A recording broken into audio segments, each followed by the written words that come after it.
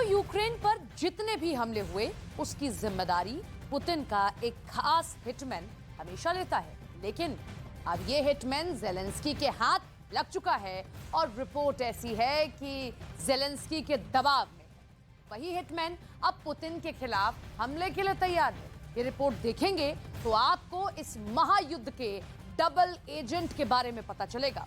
खबर यह है कि पुतिन अब इस हिटमैन का शिकार करना चाहते हैं।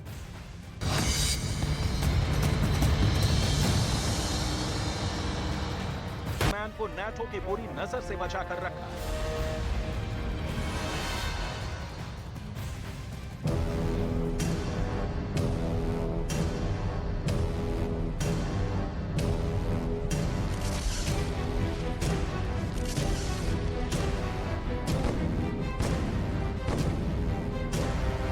पुतिन का वो हिटमैन आज पुतिन के ही खिलाफ खड़ा हो गया है।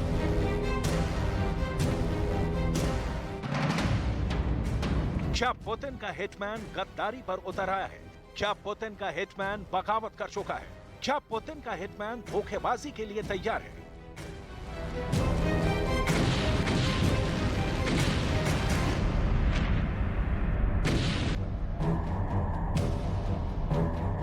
क्या पुतिन का हिटमैन मजबूर है और अब उसके पास कोई ऑप्शन नहीं है?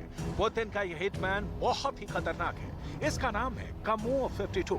ये शानदार हेलीकॉप्टर है। यूक्रेन के आसमान से इसने जेलेंस्की की फौज पर कहर बरसाया है। कोई ऐसा मोर्चा नहीं जहां पुतिन ने इससे बम ना बरसाए हो। कोई ऐसा मोर्चा नहीं जहां की जमीन इस हेलीकॉप्टर से बरसी आग की गवाह न बनी हो।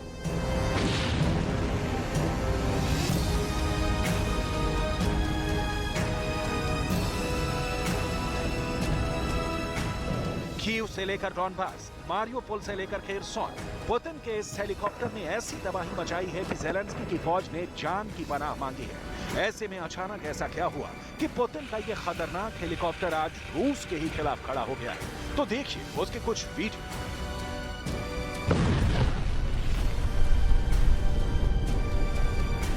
जेलेंस्की की फौज जिस हेलीकॉप्टर का शिकार बनी, उससे बदला भी जेलेंस्की ने बहुत तेजी से लिया। यूक्रेन का कोई ऐसा मोर्चा नहीं है जहां यूक्रेन के एयर डिफेंस वाले दस्ते ने पुतिन के इस हिटमैन का शिकार न किया हो।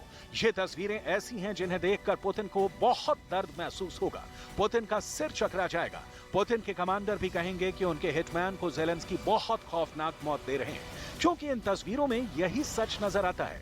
कामोव 52 जैसा शानदार और बहुत ही खौफनाक हिटमैन अब जेलेंस्की की मिसाइल का आसान टारगेट बन रहा है। लेकिन खबर इससे भी बड़ी है। रिपोर्ट ये है कि अब पुतिन का यह हिटमैन जेलेंस्की का एजेंट बन गया है, क्योंकि जेलेंस्की ने पुतिन के इस हेलीकॉप्टर को रूस की फौज पर इस्तेमाल करने के लिए तैयार कर दिया है। यानी जो हेलीकॉप्टर अब तक पुतिन के पास रहा है वो अब जेलेंस्की के साथ भी है और ये रूस की फौज के लिए बड़ा खतरा बन सकता है। उस कामोव 52 के वीडियो और फोटो वायरल हो चुके हैं जो जेलेंस्की की फौज के काबू में आ गए और अब ऐसे हेलीकॉप्टर्स को यूक्रेन की फौज रूस के खिलाफ इस्तेमाल करने के लिए पूरी तरह रेडी कर चुकी है। इसलिए जब पुतिन का कोई अपना उन्हीं की सेना पर आग उगलेगा तो जाहिर है क्रेमलिन में हर कमांडर पुतिन से जरूर मुंह छुपाने पर मजबूर हो जाएगा। ऐसा इसलिए हो रहा है क्योंकि यूक्रेन युद्ध में जेलेंस्की नए हथियार दिखा रहे हैं और पुतिन उन आधुनिक वेपन सिस्टम को बहुत ही तैयारी के साथ खत्म भी करते जा रहे हैं। इसमें कोई शक नहीं कि जेलेंस्की के लॉन्ग रेंज वाले हथियारों ने रूस को बहुत ज्यादा नुकसान पहुंचाया है। रूस के रक्षा मंत्रालय ऐसे ऑपरेशन के वीडियो भी जारी कर रहा है जिसमें यूक्रेन के लंबी दूरी के हथियारों को तबाह किया गया है। इन ऑपरेशंस में रूस ने सुखोई 25 फाइटर जेट के साथ कामोव 52 का भी इस्तेमाल किया, जिनकी हवाई बमबारी में जेलेंस्की के कई अड्डे उड़ गए।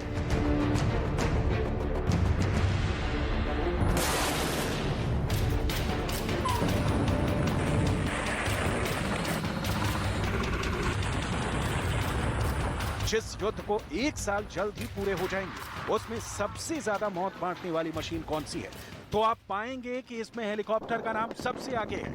आप इसे पुतिन का मृत्युदाता भी कह सकते हैं। लेकिन सवाल कि सबसे ज्यादा बारूद की बारिश कौन कर रहा है?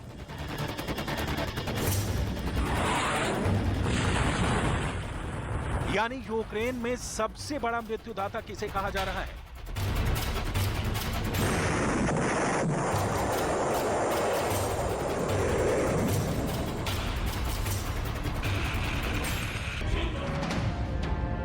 रूस के पास कमो 52 अटैक हेलीकॉप्टर 100 से भी ज्यादा है, जो बड़ी तादाद है।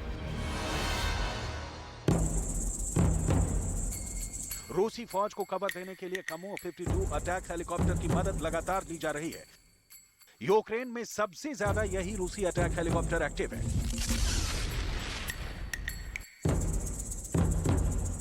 लेकिन ज़ेलेंस्की इस वक्त पुतिन के ऐसे हर हिटमैन को ठिकाने लगाने में बिजी हैं। उनका दावा है कि पुतिन के हर हिटमैन का जवाब उनके पास है और वो इस बार बहुत ही खतरनाक मूड में हैं। ज़ेलेंस्की के टारगेट पर इस वक्त पुतिन के 4 हिटमैन हैं। पहला हिटमैन शाहिद 136 ड्रोन, दूसरा हिटमैन पुतिन की KH-59 guided air missile, Putin का तीसरा हिटमैन कमो 52 अटैक हेलीकॉप्टर और चौथा हिटमैन है पुतिन का सुखोई 25 फाइटर जेट। युद्ध को मिले नए एयर डिफेंस सिस्टम अब रूस के इस फाइटर के लिए यमराज साबित हो रहे हैं।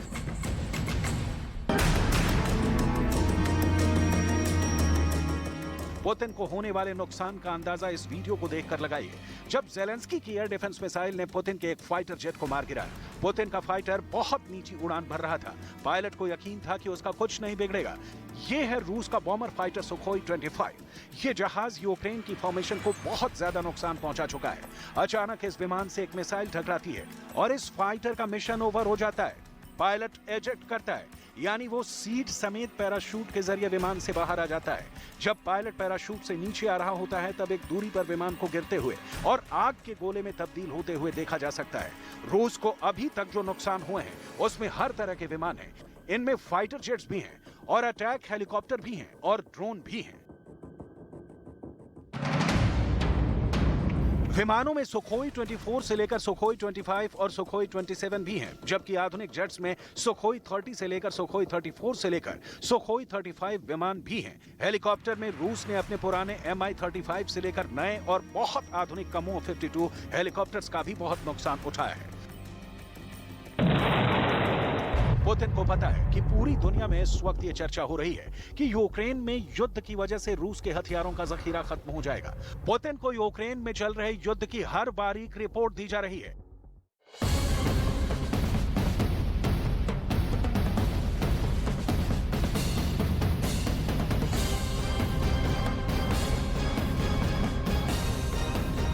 अब देखिए यूक्रेन के 3 ऐसे हथियार जिन्होंने रूस को परेशान कर दिया है। यूक्रेन में ज़ेलेंस्की नेटो की मदद से नो फ्लाई जोन बनाने में तो नाकाम रहे हैं, लेकिन उनके अपने सिस्टम ऐसे हैं जो छोटी रेंज में रूसी विमानों का शिकार जरूर कर रहे हैं। एयर डिफेंस सिस्टम से ये शिकार कैसे किए गए, इसका छोटा सा ट्रेलर देखिए।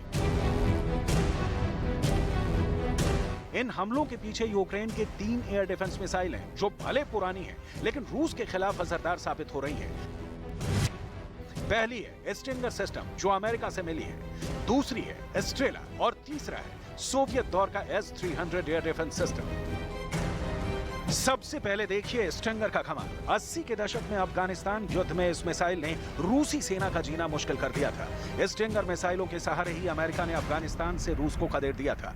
अब यही मिसाइलें यूक्रेन के पास हैं। करीब 4 दशक बाद ये मिसाइल एक बार फिर रूस को परेशान कर रही हैं। स्टिंगर कंधे पर रखकर चलाई जाने वाली मिसाइल है। इसे मैन पैड कहते हैं, यानी man portable air defence system.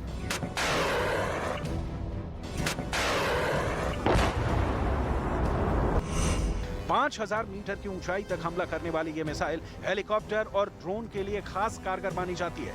America ऐसी 600 स्टिंगर सिस्टम यूक्रेन को सप्लाई कर रहा है। इसका वजन 15 किलो है, यानी कोई भी सैनिक इसे आराम से उठा सकता है और इस्तेमाल कर सकता है। यूक्रेन में कम ऊंचाई पर उड़ने वाले जिस भी हेलीकॉप्टर के गिरने की तस्वीरें आई हैं, वो स्टिंगर का ही शिकार बने हैं। इस मिसाइल से यूक्रेन की सेना अपनी गोरिल्ला युद्ध वाली शैली को और मजबूत कर रही है। रूस का सबसे खतरनाक अटैक हेलीकॉप्टर कमो 52 भी इसी मिसाइल का शिकार बना था। हालांकि कमो सिंगल पीस यानी साबुत हालत में एक खेत में उतर गया था। वहीं यूक्रेन के पुराने एस्ट्रेला सिस्टम ने भी रूसी एयरक्राफ्ट के लिए रेड लाइन खींच दी है। एस्ट्रेला एक टैंक चेचिस पर बना सिस्टम होता है, जो स्टिंगर की तरह ही 5000 मीटर के दायरे में विमानों और ड्रोन पर अटैक करता है। 70 के दशक में, यानी सोवियत संघ के जमाने से एक्टिव ये सिस्टम भारतीय सेना के पास भी है और ये काफी भरोसेमंद हथियार भी माना जाता है। हैरान करने वाली बात यह है कि रूस अब उन्हीं हथियारों से मात खा रहा है जो कभी उसने तैयार किए थे।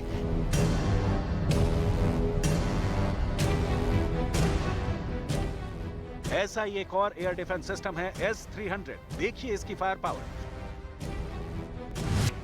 S-300 एक ऐसा एयर डिफेंस सिस्टम है जिसकी रेंज 150 किलोमीटर है। यही एयर डिफेंस सिस्टम इस वक्त कीव को भी बचा रहा है। सीधा कहें तो वोलोदिमीर ज़ेलेंस्की अब तक इसी एयर डिफेंस सिस्टम की वजह से महफूज है। कीव में S-300 के तैनात रहने के मायने रूस भी बहुत अच्छी तरह समझता है, क्योंकि ये एयर डिफेंस सिस्टम भी सोवियत संघ के जमाने से रूस के पास है और अब वो इनकी जगह S-400 तैनात कर रहा है।